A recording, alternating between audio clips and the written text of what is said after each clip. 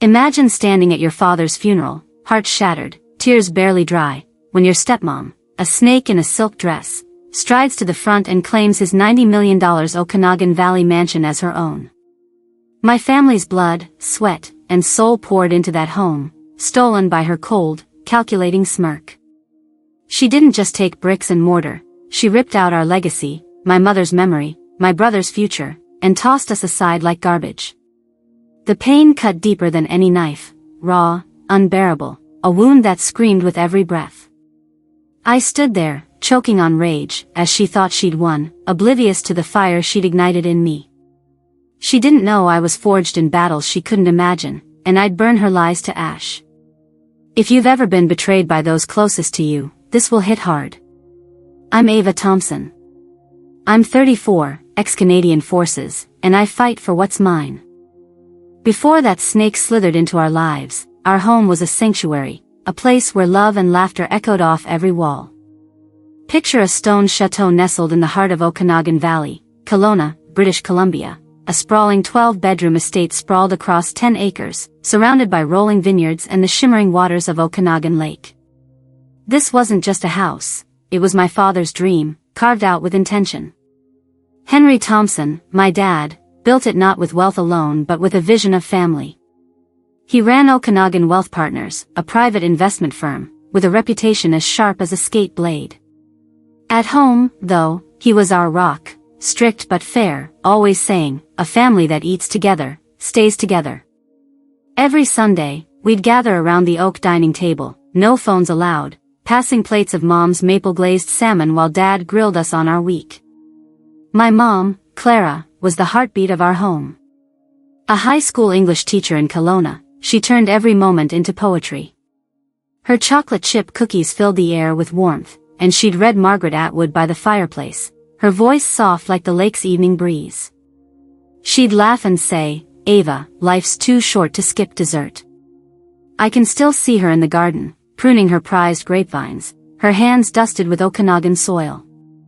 Then there was Liam, my little brother, 12 years younger, with a quiet spark in his eyes. At 22, he was an artist, sketching the lake's ripples or the snow-capped mountains from our back deck. He loved hockey, too, played goalie for the local junior team. "Ava, you think I'll ever make the NHL?" he'd ask, grinning, stick in hand. I'd ruffle his hair and say, "Kid, you've got the heart for it." Our life wasn't perfect, but it was ours. Summer weekends meant camping at Kalamalka Lake Provincial Park, roasting marshmallows under a sky bursting with stars. Winters, we'd lace up our skates on the frozen pond behind the house, Dad cheering as Liam blocked my shots. Those moments, simple, Canadian, grounded, stitched us together. Mom would wrap us in her handmade quilts, whispering, "This is what home feels like." I carried that warmth into my deployments with the Canadian Forces, through the dust of Kandahar and the chaos of command posts. No matter where I was, I knew Kelowna was waiting, Mom's cookies, Liam's sketches, Dad's steady hand. That house, those vineyards, held every memory of who we were. But then, in one brutal moment, it all shattered, and the home I fought for became a battlefield I never saw coming. The call came on a Tuesday afternoon, sharp and cold, like a blade slicing through the quiet of my barracks in Alberta. I was 34, stationed at CFB Edmonton, buried in mission debriefs, when my phone buzzed with a Kelowna number. It was Dad, Henry Thompson, his voice hollow, stripped of its usual steel. "Ava, Clara's gone." 3 words. They didn't just steal my breath, they shattered the world I'd carried inside me. My mom, Clara Thompson, the woman who'd taught me to tie my boots and love poetry, was dead. A distracted driver, speeding down Highway 97 in Penticton, 10 kilometers from home, smashed into her as she crossed the street with a bag of groceries. Just like that, the heart of our Okanagan Valley chateau stopped beating. I didn't ask for details. I didn't need them. I booked a flight within the hour, left my gear scattered on the bunk, and flew back to British Columbia with a chest so tight it felt like it would crack. When I landed in Kelowna, the air smelled wrong, too crisp, too empty, no trace of Mom's lavender from the garden. The 15-kilometer drive to our estate felt like a funeral march. I walked into the house, expecting her voice, her warmth, maybe the clink of her mixing bowl. Nothing.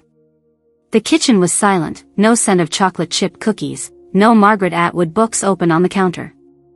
Dad stood in the foyer, staring at the chandelier like it held answers. "She was just getting apples for a pie," he said, his voice barely above a whisper. I wanted to hug him, but his eyes were locked somewhere I couldn't reach. Liam, my little brother, was worse. At 22, he looked like a kid again, curled up on the couch, clutching one of Mom's knit scarves. His sketchbook, usually alive with lake scenes, lay untouched. "Ava, why didn't I go with her?" he asked, his voice breaking. I knelt beside him, my own throat burning. "It's not your fault, Liam. She'd hate you thinking that." The funeral was a blur in Penticton's oldest church, packed with Mom's students, colleagues, and neighbors. I stood in my forces dress uniform, trying to look strong, but every hymn felt like a punch. Dad didn't speak, just gripped the pew until his knuckles whitened. Liam wouldn't eat, wouldn't look up. He'd stopped drawing altogether, like the part of him that saw beauty had died with her. I took a leave from the military, stayed in Kelowna to hold what was left of us together. But the house felt like a shell.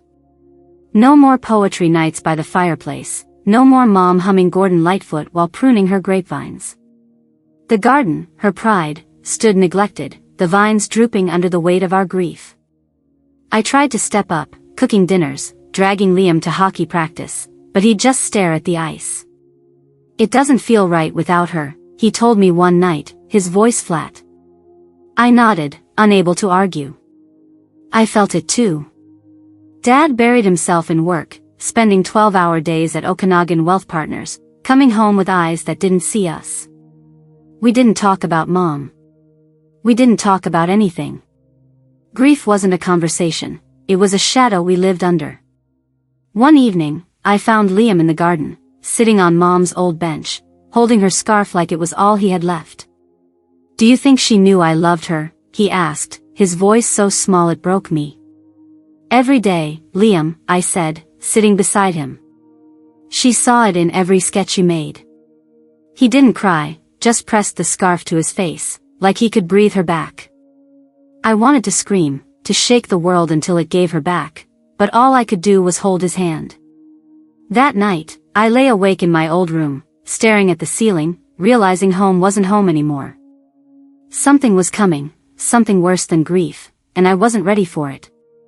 18 months after Mom's death tore our world apart, the Okanagan Valley Chateau began to feel like a stranger's house, but nothing prepared me for the day Dad dropped a bomb that would change everything. I was back in Kelowna for a weekend, sitting at the kitchen island, sipping coffee from Mom's old Blue Jays mug, when Henry Thompson, my father, walked in, his face unreadable. He didn't sit, didn't ease into it, just stood there and said, "Ava, I've met someone." My stomach twisted, like I'd been sucker punched. "Her name's Vivian Carter," he continued, his voice flat, like he was reading a financial report. "She's good for me. Makes things easier." Easier? The word stung worse than the grief still clawing at my chest. Mom's absence was a wound we hadn't healed, and now he was replacing her with a stranger from Vancouver, some event planner he met at a charity gala in Kelowna's cultural district. I didn't speak. I just stared at the coffee, trying to swallow the rage bubbling inside me.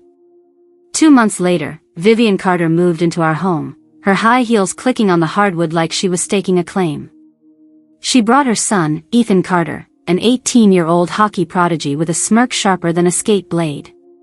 He strutted through our front door, 1.9 meters of arrogance, tossing his gear bag in the foyer like he'd lived there forever. The chateau, once alive with Mom's warmth, started to change under Vivian's touch. She replaced Clara's grapevines with imported roses, their scent sharp and foreign. The living room walls, where Mom's watercolor paintings of Okanagan Lake once hung, were now bare, soon covered with sleek, soulless abstract art from some Vancouver gallery. The oak dining table, where we'd shared countless Sunday dinners, was draped with a white linen cloth, like it was being prepped for a real estate showing. "It's just a refresh," Vivian said one morning, her voice dripping with false sweetness as she sipped a latte. This place needed a woman's touch. I bit my tongue, but my fists clenched under the table. Liam suffered the most. My little brother, already fragile from losing Mom, retreated further into himself. His sketches of the lake and mountains gathered dust in his room, replaced by a hockey stick he barely touched anymore. One afternoon, I found him by the lake's edge, staring at the water. Ethan had been at the house for a week, already claiming the best guest room overlooking the vineyards. I caught him that day, flipping through Liam's sketchbook on the back deck. Before I could stop him, he tore a page, a pencil drawing of Mom sitting by the lake, her hair catching the sunlight, and tossed it into the water. "Just some old scribbles," Ethan said, smirking, as the paper sank. Liam froze, his face pale, like he'd been slapped. I stormed over, my military training kicking in, and got in Ethan's face. "Touch his stuff again, and you'll be picking your teeth off the deck." He laughed, unbothered. "Chill, soldier girl. It's just paper." My blood boiled, but I held back for Liam's sake, pulling him inside before I did something I'd regret. Vivian's influence grew like a weed. She fired our housekeeper, Mary, a Kelowna local who'd been with us for 12 years, replacing her with a rotating cast of staff who called her Mrs. Thompson like she'd earned the name. She hosted wine tastings in the dining room, filling our home with strangers who didn't know Mom's name. One night, I overheard her on the phone, laughing about finally modernizing this old pile of stones. That old pile was my family's legacy, built 20 years ago on 10 acres of Okanagan soil, every beam chosen by Dad, every vine planted by Mom. I confronted Dad the next day in his study, the one place still untouched by Vivian's overhaul. "How can you let her erase Mom like this?" I asked, my voice low but shaking. He looked up from his desk, eyes tired. "Ava, I'm not erasing anyone. I'm just trying to move forward." Move forward? It felt like betrayal. I walked out, the slam of the door echoing through the house. Liam started locking his bedroom door at night, something he'd never done before. He barely spoke, his eyes hollow, like the light Mom had nurtured in him was fading. "I hate it here," he whispered one evening as we sat on the porch, the lake reflecting a cold moon. "She's taking everything." I hugged him, my heart splintering. I'd faced insurgents in Kandahar, stared down chaos in war zones, but nothing felt as helpless as watching my brother fade in our own home. Vivian and Ethan weren't just intruders, they were thieves, stealing the soul of the chateau and the family we had left. I knew then I had to protect Liam, no matter the cost. But what I didn't know was how far Vivian would go to claim what wasn't hers, and how deep her lies would cut. The Okanagan Valley Chateau, once a haven of warmth, had become a prison of silence, suffocated by Vivian Carter's presence and her son Ethan's arrogance. 3 months after they moved in, the weight of their intrusion crushed what little was left of our family. My brother, Liam Thompson, was fading before my eyes. At 22, he was no longer the vibrant artist who sketched Okanagan Lake or the hockey goalie dreaming of the NHL. He'd become a shadow, his door locked every night to keep Ethan's taunts at bay. I'd catch him staring out at the vineyards, Mom's old scarf, a soft gray knit Clara made during a Kelowna winter, clutched in his hands. One night, under the dim glow of the porch light, he sat on Mom's bench, his voice barely audible. "Ava, this isn't home anymore," he said, eyes fixed on the lake 500 meters away. "It's like Mom's gone all over again." My heart cracked, but I couldn't argue. The chateau, once filled with Clara's laughter, now echoed with Vivian's wine tastings and Ethan's careless laughter.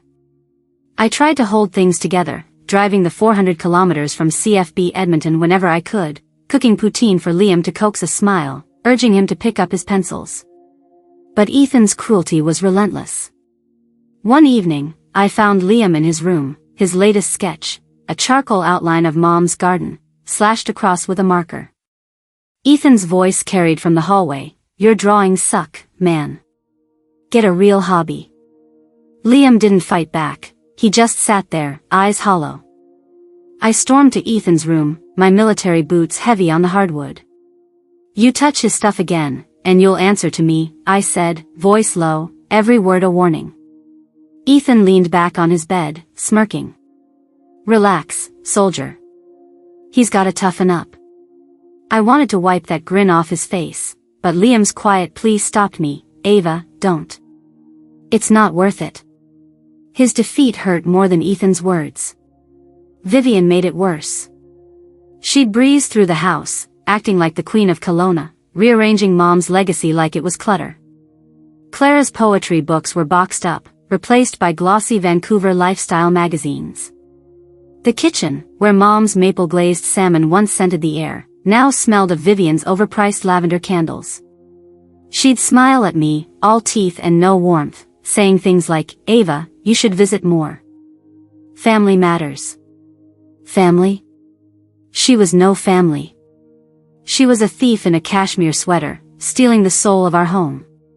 Dad, Henry Thompson, was no help. He'd retreat to his study, buried in spreadsheets for Okanagan wealth partners, avoiding my questions. Vivian's trying, Ava, he said once, not meeting my eyes. Give her a chance. A chance? She was erasing us, and he was letting her. The breaking point came one cold March evening, 10 kilometers from Kelowna's core, when I found Liam in the garden, shivering in his hoodie, Mom's scarf around his neck. I can't stay here, he whispered, voice breaking. Every time Ethan's around, I feel like I'm drowning. I pulled him close, his words slicing through me. I'd faced ambushes in Kandahar, but this helplessness was worse. I couldn't let my brother fade away. So, I made the hardest call of my life. I contacted Island Academy, a boarding school in Victoria, 350 kilometers away. It was a place for bright kids like Liam, with art programs and security to keep Ethan's kind out. I'd pay the tuition myself, even if it meant draining my savings. You can take Mom's scarf, I told him, packing his bag. Keep her close. He nodded, eyes wet. Will you be okay without me? He asked. I forced a smile. I'm a soldier, Liam. I'm built for this. The drive to Victoria was brutal, 4 hours across British Columbia's winding highways. Liam clutched the scarf the whole way, silent, staring out at the passing forests. At the academy's gates, a stone archway overlooking the Pacific, he turned to me, his voice small. Ava, you're all I have left. Those words hit like a bullet, lodging in my chest. I hugged him tighter than I should have, feeling him tremble. You're never alone, I said. I'll always fight for you. He walked through the gates, scarf trailing, like he was stepping into a new world. I stood there, watching, until he disappeared.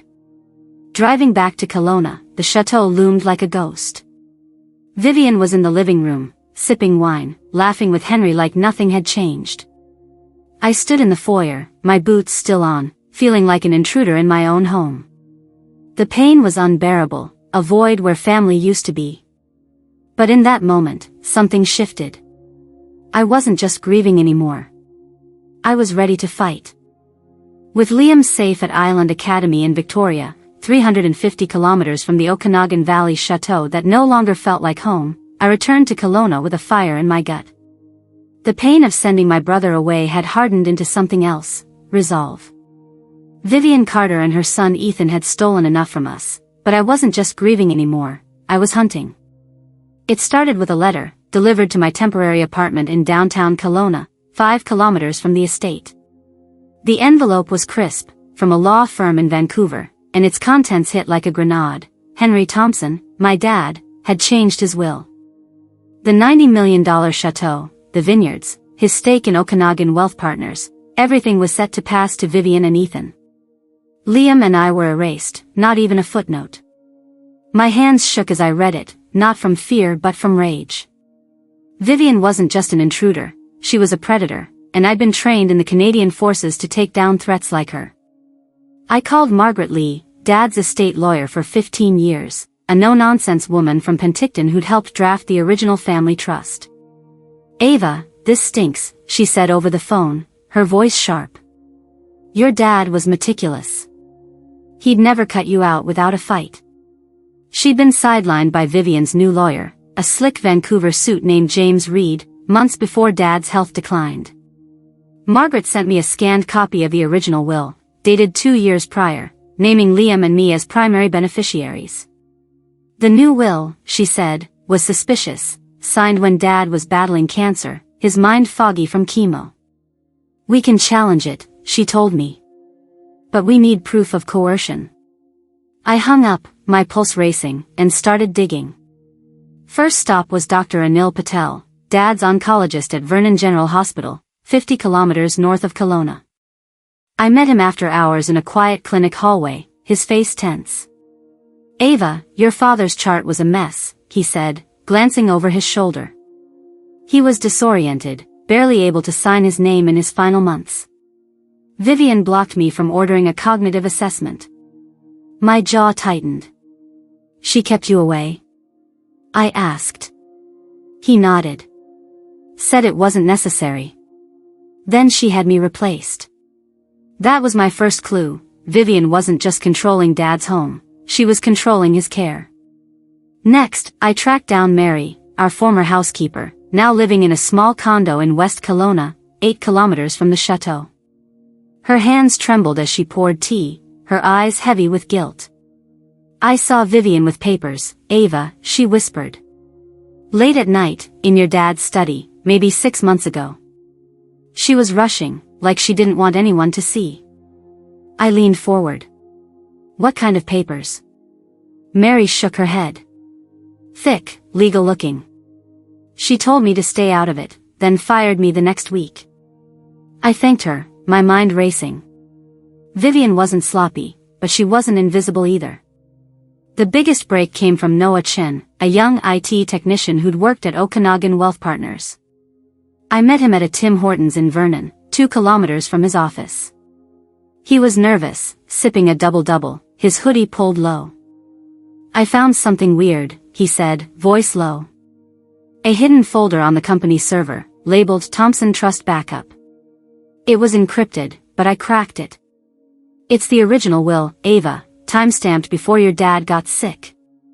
My heart pounded. Can you get it? I asked. He nodded. I've got access for another week before they lock me out. We agreed to meet at his office the next night, 10 p.m., when the building was empty.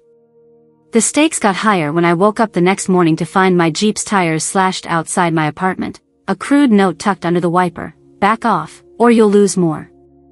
My blood ran cold, but not from fear. This was Vivian's game, and I'd played in worse arenas. I installed a dash cam, filed a police report with the Kelowna RCMP, and kept moving. That night, Noah and I slipped into his office, a dim space smelling of coffee and old carpet.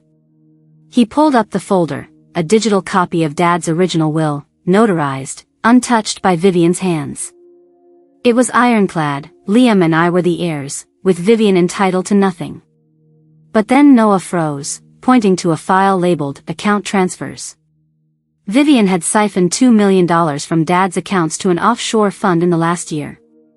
This could be fraud, Noah said, eyes wide. I nodded, saving the files to a USB drive. It's more than that. It's war. As I drove back through Kelowna's dark streets, 10 kilometers from the chateau, my phone buzzed. It was Ethan, his voice smug. You're digging in the wrong places, soldier girl. Drop it, or Liam's next. My grip tightened on the wheel. He'd just made a mistake, threatening my brother. I wasn't just hunting anymore, I was ready to strike. The slashed tires and Ethan's smug threat over the phone only sharpened my focus. I wasn't just fighting for the Okanagan Valley Chateau anymore, I was fighting for the truth my father, Henry Thompson, had left behind. Noah Chen's discovery of the hidden folder on the Okanagan Wealth Partners server was a spark, but I needed the fire, the original will that Vivian Carter hadn't touched. My gut told me Henry had hidden something, a safeguard against the woman who'd wormed her way into our lives. I'd spent years in the Canadian forces analyzing threats, and every instinct screamed that Vivian's plan was bigger than a forged will. It was a heist, and I was closing in. Noah had given me a lead, a storage unit in Vernon, 50 kilometers north of Kelowna, leased under Henry's name but never mentioned to anyone, not even me. I drove out at dawn, the Trans-Canada Highway stretching through misty vineyards, my Jeep's new tires humming against the pavement. The unit was tucked behind an industrial park, a rusted padlock guarding a 3-meter-wide steel door. I used a key I'd found years ago in Dad's old desk drawer, one he'd kept in a locked box with a note, "For Ava, if it comes to this." My hands trembled as I turned the key, not from cold but from the weight of what I might find. The door groaned open, revealing a dim space smelling of dust and pine. Stacks of crates loomed inside, each labeled in Henry's precise handwriting: family records, legal, Clara's keepsakes. My breath caught at Mom's name. I tore through the crates, papers spilling across the concrete floor. Old tax returns, photos of Liam and me skating on the chateau's frozen pond, Clara's poetry journals, each item a stab to the heart. Then, in a leather folder marked Thompson Estate Private, I found it, a notarized document, dated 14 months before Dad's cancer diagnosis, titled Living Trust Amendment. It named Liam and me as primary beneficiaries of the chateau, the vineyards, and 80% of Okanagan wealth partners. Vivian and Ethan? Not a single mention. At the bottom, in Henry's shaky blue ink, was a handwritten note, "To Ava, for always protecting what matters. I trust you." I sank to the floor, clutching the paper, tears burning my eyes. For the first time since Mom died, I cried, not for loss, but for proof that Dad hadn't abandoned us. He'd fought for us, even when he couldn't fight Vivian. I called Margaret Lee from the storage unit, my voice thick. "I found it, Margaret. The original will. Notarized, time-stamped, ironclad."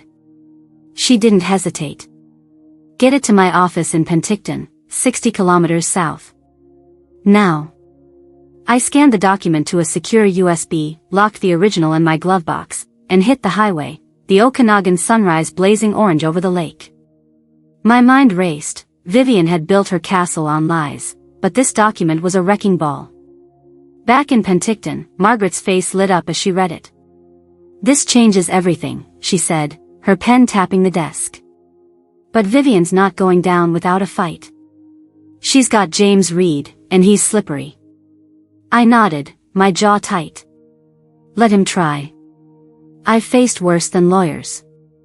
That night, I parked 2 kilometers from the chateau, unable to face Vivian's fake smile. My phone buzzed, a text from an unknown number: "You're playing a dangerous game. Stop now." My blood ran hot. Ethan's call, the slashed tires, now this? Vivian was scared, and scared people make mistakes. I forwarded the text to Margaret, who replied instantly, "Save it. It's evidence." I leaned back, staring at the stars through my windshield, the same stars I'd watched with Mom and Liam at Kalamalka Lake. This wasn't just about the chateau's 10 acres or its $90 million price tag. It was about honoring Henry's trust, Clara's love, and Liam's future. I gripped the USB drive, my resolve hardening like the steel in my old Forces gear. Vivian thought she could bury us, but she didn't know I was already digging her grave. Then Ethan upped the ante. At 11 p.m., my phone rang, his voice dripping with venom. "You think you're smart, Ava? Keep this up, and Liam's little art school won't be so safe." My heart stopped, not from fear but from fury. Threatening my brother was a line he shouldn't have crossed. "You come near him," I said, voice cold as a Kelowna winter, "and you'll wish you'd stayed in Vancouver." He laughed, but it was hollow. I hung up, my hands shaking with rage. The fight was on, and I was ready to bring the truth into the light. The discovery of my father's original will in that dusty Vernon storage unit, 50 kilometers from Kelowna, was the spark I needed, but the courtroom was where I'd set Vivian Carter's lies ablaze. I'd spent weeks building a case with Margaret Lee, my dad's trusted lawyer, piecing together evidence like a soldier assembling a rifle.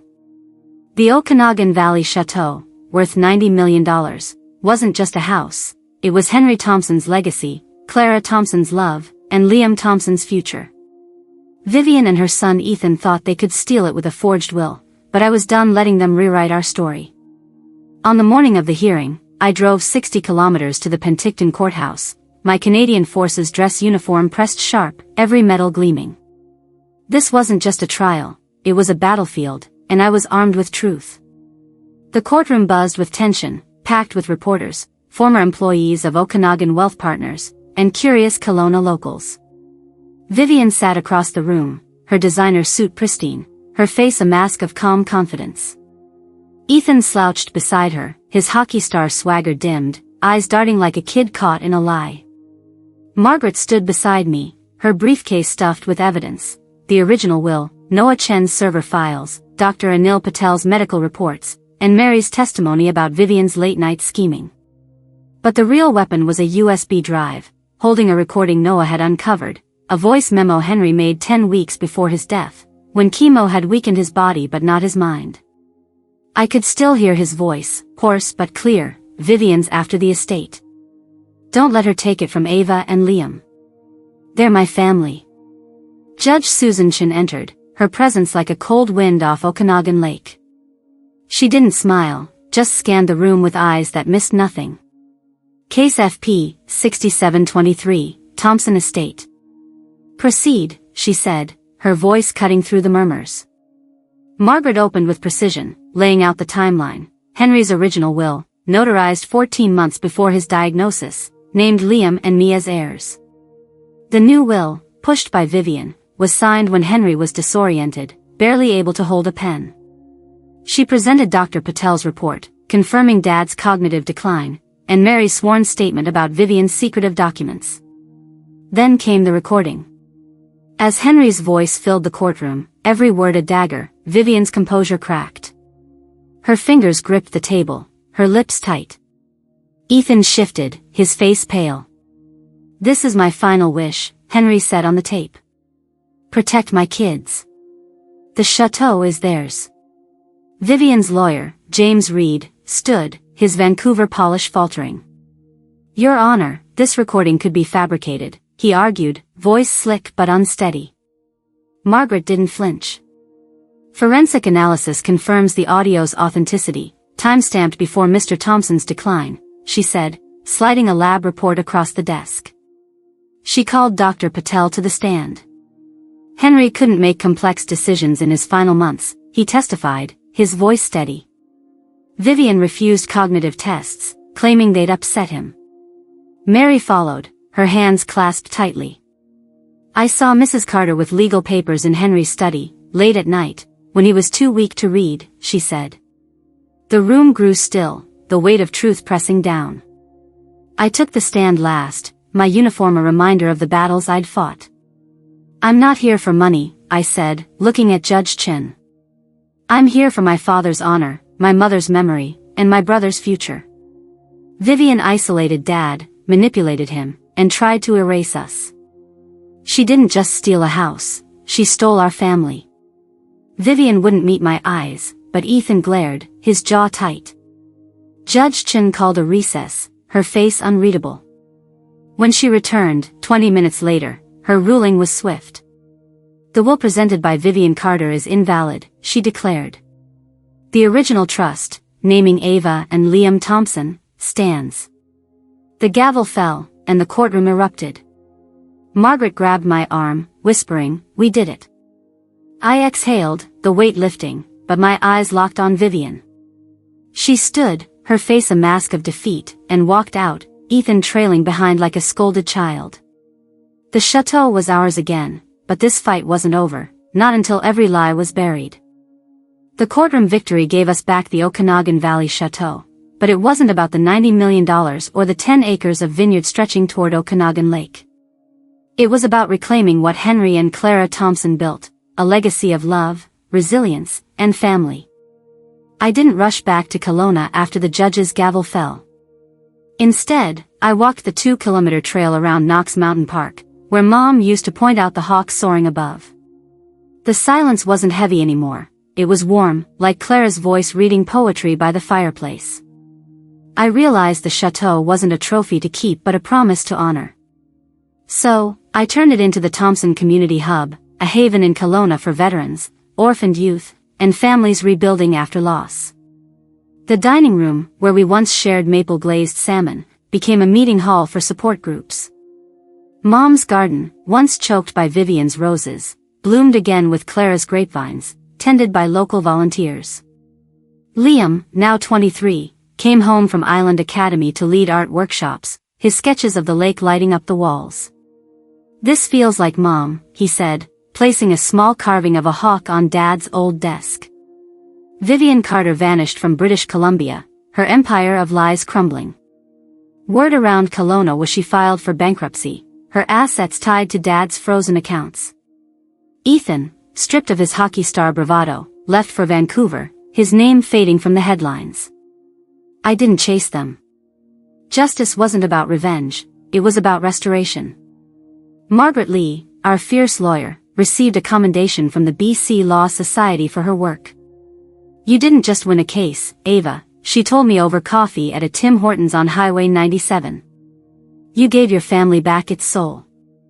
I stayed in Kelowna longer than planned, walking the chateau's grounds each morning, feeling Clara and Henry in every vine, every stone.